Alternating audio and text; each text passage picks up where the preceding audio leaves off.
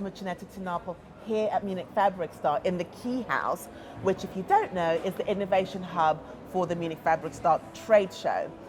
Today we are interviewing Kim, who is from Transformers. Hello Kim, how are you today? Hi, thank you for having me. You're most welcome. Could you tell our audience a little bit about what the Transformers is all about, for those who have never heard of your, I guess, your company? Yeah, Foundation. Oh, Foundation, yes. Happily.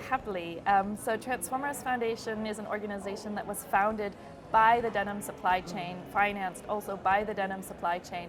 And our sort of reason for being is that we are trying to sort of put forward and amplify more perspectives from the denim supply chain on what sustainability should mean and how it should be done. Because as a foundation, we really feel that perspectives from the supply chain are underrepresented and misunderstood often in these conversations about sustainability. I mean, when you mentioned the fact that it's the denim industry, it's kind of nice because it sounds to me like it's a bit of a partnership, a collaboration to solve a problem that affects everybody within that particular supply chain. That's exactly what it is. I mean, we have founders, so companies from the denim supply chain that have come together to support this idea. And I think for many of them, that was their interest or their reason for wanting to be part of this, is that there are certain things that we can achieve together that as individuals we cannot. And our founders represent everything from cotton farmer all the way through to jeans factory, chemical companies making indigo, sort of the whole spectrum. Is it a global foundation? So it kind of includes everyone, really? Well, so we have founders in different places. We have founders in Europe, we have founders in Asia, in China, in Pakistan. We have also founders in Australia, in the US. So yeah, we really have a pretty interesting geographic mix. I like that because I think a lot of foundations like yourself are usually quite focused on the global north. Yeah.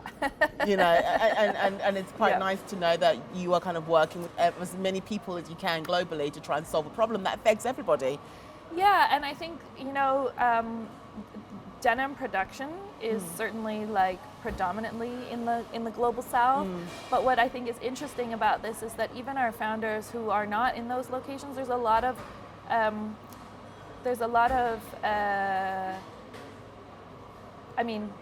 of shared challenges in terms of voice and representation of a perspective, because I think sustainability as a whole tends to be a very brand-driven narrative, which of course then is a global north for the most part narrative. Yes, because a lot of solutions are normally from this corner of the world on a problem that affects the whole world. So it's quite nice to hear that, you know, that as global as you can be, that you are involving quite a lot of various people who are on the supply chain in the conversation to try and solve a problem.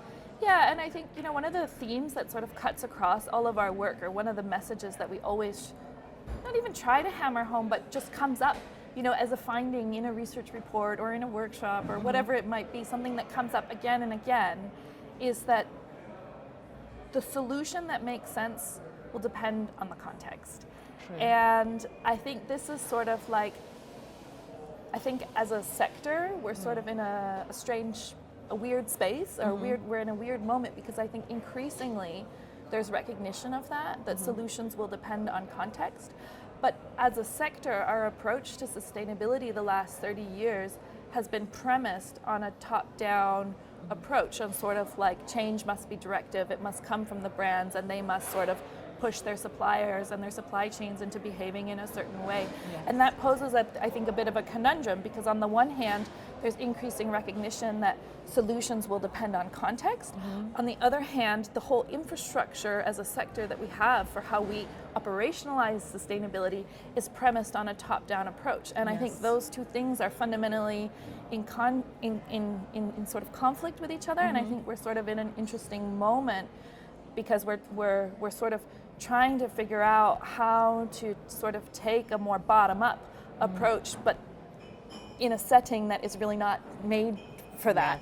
You know? That's the thing, right? When you have these really great ideas of trying to fix something, but you're applying it to an old system, makes that a little bit more difficult to kind of push it through, really. Yeah, and it's actually one of the themes that we explore explicitly we have a paper coming out in September on decarbonization.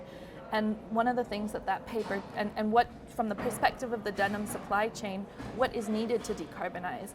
And what that paper basically lays out is all of the layers of context that impact a denim supplier's ability to decarbonize, from where they are and what the energy infrastructure is in their place of operation. Do they have access to renewables?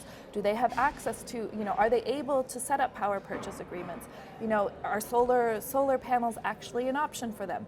But then also from an energy usage or energy an optimization perspective, based on their sort of the production processes that they're running, what's the sort of space for reducing energy consumption. And so what that paper does is sort of builds layer upon layer upon layer of variables or factors that would impact sort of a company's decarbonization space or potential, so to speak, to you. I don't know if that is, but and then it that's sort of one of the questions that we raise, is if sort of a company's potential, both technically and economically, to decarbonize is so contingent upon so many layers of context, and yet our approach to decarbonization as a sector really is sort of like a hammer top down. How there's fundamentally a problem here, Yes, like how can we take those into consideration? Yeah, exactly. Because normally we don't, right? Yeah, we just say this is what needs to happen, exactly, and not take into account of certain variables that also play a role. Exactly, and I think it's critical because equity is a big part of this, but it's not only about equity, it's also about efficacy. If we don't take these sort of layers of context into consideration in terms of how we do target setting, in terms of how we approach this issue, then by definition, certain companies will be trying to achieve something that through no fault of their own they cannot, because they don't have access to renewables, or because importing steam traps is really expensive in their place, whatever it is. And if one company sort of is unable to deliver, then collectively we will all fail. We will not achieve our collective goals. And I think in the decarbonization space, one of the questions that is really it's rarely made explicit is, how do we decide who should do how much? And what is a sensible way to decide, a sensible and equitable, and by sensible I mean effective. What is an effective and equitable way to make those decisions? And the way that we currently approach decarbonization has a point of view on that question, but it's rarely made explicit. And that's one of the things that we hope that this, and it rarely takes context into consideration. See, you're making a really good point, because I don't know if you know, also within the fashion industry and all the regulations that are going to be coming into play, with what you just said, it makes me question, are they taking context into consideration? Yes. Because it's very easy to say, do this. Yeah. But if you don't have the tools to do it, what does that mean for you? Do you fall through the cracks? Yeah, and I, to be honest, I think you're exactly right. So sort of two separate but related thoughts on legislation. Legislation in the quote-unquote global north related to sustainability is coming. And it's coming thick and fast. True. And I think suppliers, not only denim suppliers, but apparel suppliers in general, are going to be the ones who sort of are left with a lot of the heavy lifting to actually make brands and retailers compliant. And they are, for the most part, not included in the legislative process. And Transformers is about to put out on the 20th of July, so tomorrow, a resource for suppliers that covers 12 different pieces of global north legislation related to sustainability, and specifically what it will mean for them. Because I think there's a lot of hidden burdens that the legislation is well intentioned, and I think most suppliers that I talk to agree that legislation has a role to play. Yes. But despite being well intentioned, I think what we've sort of found through creating this resource, which we worked with the Remedy lawyers from the Remedy project to put together, and actually it was a project, it's not just a Transformers project, it's a project that was led by a group of suppliers who said, let's come, this is an issue we're all facing, let's come together and support this. And then Transformers also supported the project, and actually GIZ Fabric also supported the project. But, you know, that was one of our biggest takeaways from engaging in that piece of work, was that the supply chain is really gonna be the one that has to bear a lot of the burden for meeting this. And to your point about is it going to be effective? Is it going to have the impact that we hope for? Well, from a decarbonization perspective, and this resource doesn't only look at legislation related to climate change, but from a decarbonization perspective, what my point of view on this is that a lot of the legislation is focused on target setting. And I think this is, again, something that will come out in the forthcoming paper that Transformers is doing on decarbonization. I think fundamentally our approach as an industry to target setting is flawed, because it is premised on the assumption that all companies are technically and economically capable of decarbonizing at the same pace and to the same extent, when in fact I don't think that's true.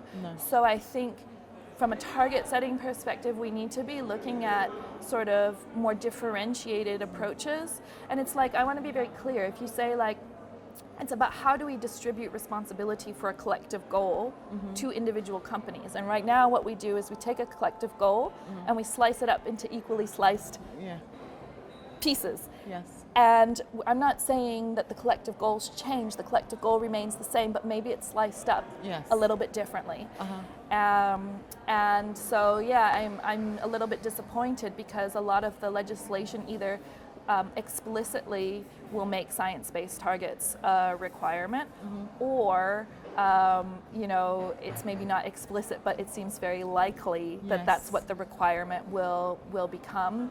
And actually, I think it's a missed opportunity, because really, I think when you talk to denim suppliers about what they need to decarbonize, one of the biggest things that comes up is who pays and who is going to, you know, I think implicitly there's often an assumption, well, actually, the question is rarely asked. It's assumed that suppliers will be the ones who pay. And it's assumed that they can do that because these investments are good for their business. They'll generate returns. And one of the things that we sort of look at in this paper is that a fair assumption? And what we found was that actually denim supplier after denim supplier told us that they were having to make investments that were actually just expenses. You know, the return was so long, or there was, you know, really just no payback. So who pays for that? And I think the legislative space is a really interesting, like, that's the opportunity. You know, why aren't we using the legislation to sort of push global brands and retailers to, for instance, you know, invest a percentage of their revenue into decarbonizing their supply chains, you know, or to sort of come up with collective mechanisms for financing decarbonization. Because right now the burden for financing decarbonization sits primarily with the suppliers. And actually responsibility for financing decarbonization should be collective. I completely agree with that, because I do feel like it's trying to put it on one segment, but not taking the entire supply chain into consideration.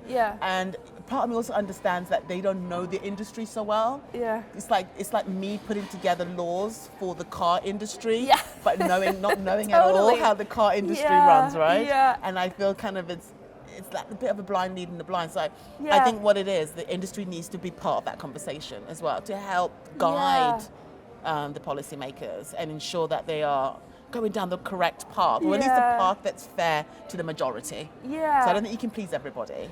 No, but that's really one of the reasons, I mentioned this resource that is coming out tomorrow that's for suppliers on the legislative landscape, and that really is sort of like, it's a series of fact sheets about what various legislative initiatives will mean for them. But the sort of one of the reasons why Transformers and the other entities that were sort of commissioning this piece of work, the suppliers and funding agencies, is because there's a big gap right now. Like the producers are the ones who are going to have to make these changes, but they're really not represented or included in these conversations about legislation. And we sort of, the hope was, if we sort of start to put this on their radar and start to say, hey, do you know what's coming? Because it's going to affect you, and it's not going to be pretty. Yes. Because one of the things that these fact sheets also highlight is, where is there still opportunity to get involved and to shape what this legislation looks like? And so we hope that this is sort of the first step in catalyzing suppliers to sort of say, hey, we've got to get involved, or even maybe pushing their industry associations who might not be looking at that space to engage more in that space. We need the same thing for the fashion industry, I think. Otherwise it's going to be an absolute bloodbath. Yeah. So thank you so much, Kim, for giving us so much information and so much to think about, because I'm definitely processing what you said. So thank you so much, and we hope to see you again next season. Yes, likewise. Thank you.